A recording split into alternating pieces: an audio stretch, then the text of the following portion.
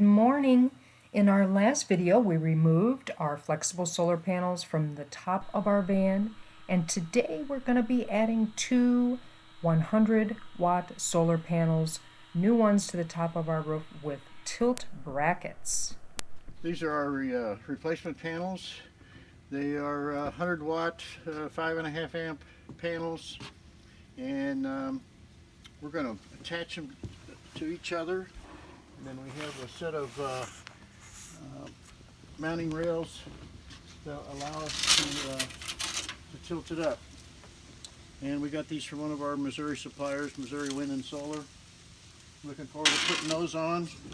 And we're going to screw these panels together inside here, and then we're going to put mending plates on these edges, and then we'll attach the railing and have the whole thing ready, and then we'll set it up on top of the van.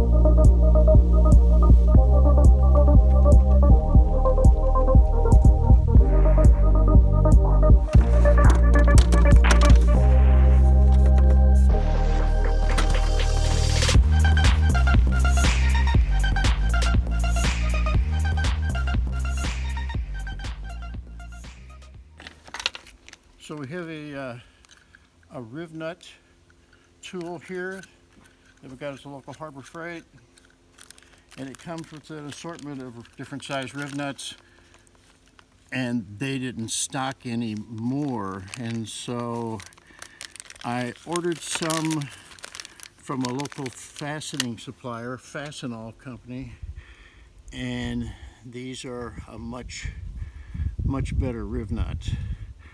And so I'm glad we waited to get started until we had all the same hardware to use. But I'd recommend getting better inserts than these ones they give you at Harbor Freight. These are pretty light duty. All right, so we have decided on the final placement of our solar panels on the roof of the van. Originally, we thought of putting them more towards the front and center, but after seeing how we were going to have to get up on the roof and access them from the side, we decided to put them more towards the rear and off to the side, so we have enough room to climb up there, undo the brackets, and to be able to tilt them up.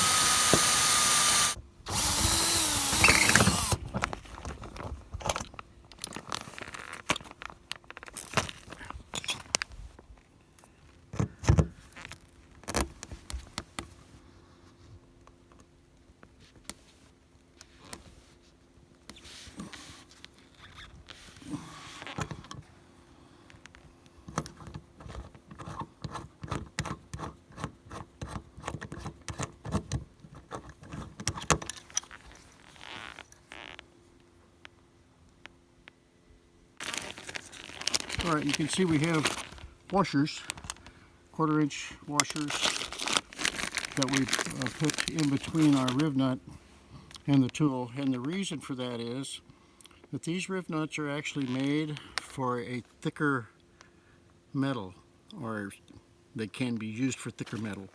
And so when we put them in and we pull them, they're not squashing down tight against the other side of this.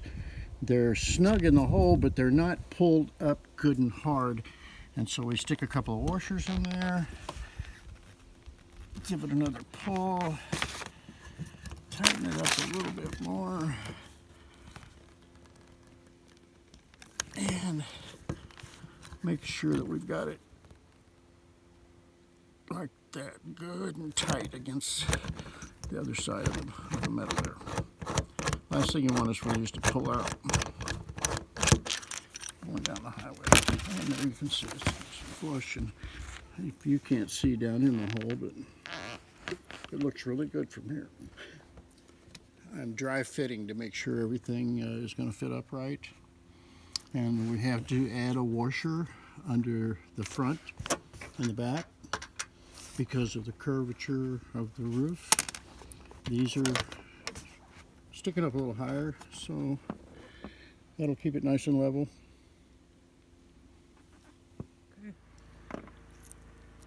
All right, go ahead. So we've already attached our solar panels to the roof of the van. I had to drill 4 25/64 inch holes here and on the other end, and then we used a standard 1/4 inch by 1 inch hardware, 1/4 inch 20, and we used plenty of silicone, then just a standard 100% silicone to put the screws in so that everything is watertight, and we did that on both ends. And now we're going to go ahead and put these stainless steel and rubber hold downs to run our wiring through, and we're going to bring our wiring across over to this side and then back up and join in with our wires that go through to our charge controller.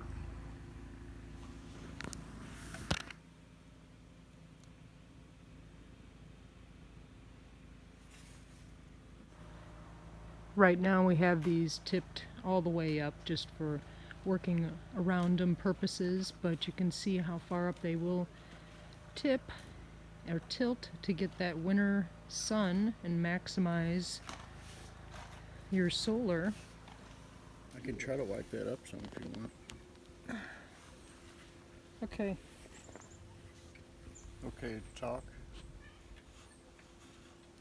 So we've got our solar panels in. We're mounted good to the roof, and we've got them tilted up there. And we're going to hook up the wire down to the charge controller. So we are just right at our 10-foot maximum for using 12-gauge wire, and we should be looking at a maximum of 10.8 amps if we get the rated 5.4 out of each panel. But we'll be tickled to death if we get 10 amps. And so that's what we're getting ready to do. We're going to splice all these wires together, and then we're going to test it out and see what we're getting. We got some good sun today.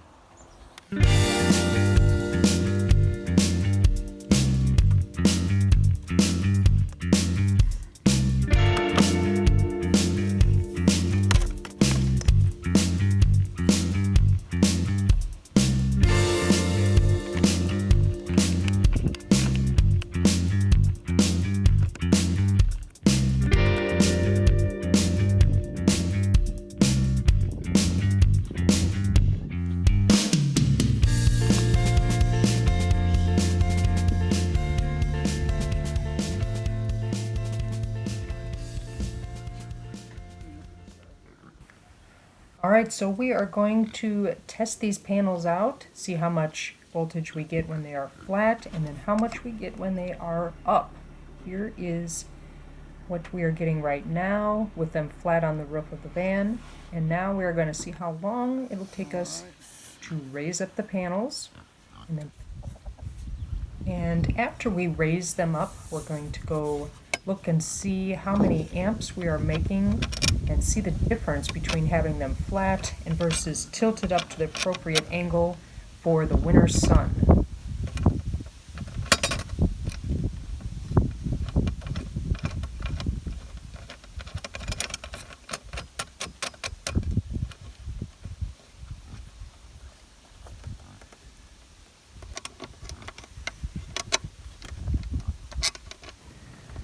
And another little note of caution, you probably do not want to raise these up when there's a chance of wind or gusty winds or storms or any microbursts, maybe if you're in an area that happens frequently, because they easily damage these even though they do have a bolt through them and holding them secure. You just don't want to take that risk of damaging them with some high winds. So when you know it's a calm day, then it would be a good time to raise these up and get your extra solar and so forth. But right now we're just testing them out and timing ourselves to see how long it actually takes to put them up and see the gain that we will have when they are tilted up.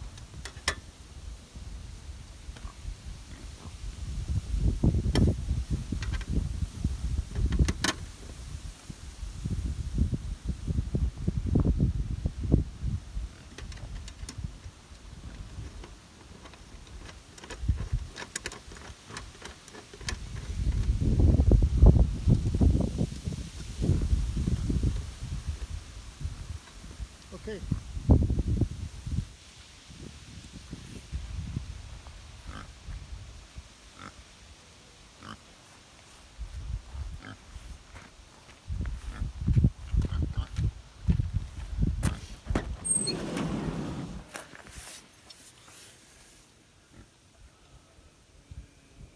It was at 7.9. Yeah. There's a cloud going over. Sweet. Yeah, that's a lot more than we got before. Let's just watch it as this cloud goes by. Let's see. Yeah, we got a little bit of cloudiness.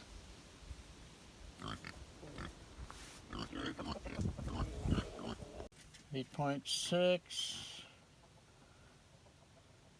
Oh, now it's going behind the cloud. 7643. Look Got at all that, the way how up fast to- that dropped. Yeah, we got all the way up to 8 there 8.4, I think.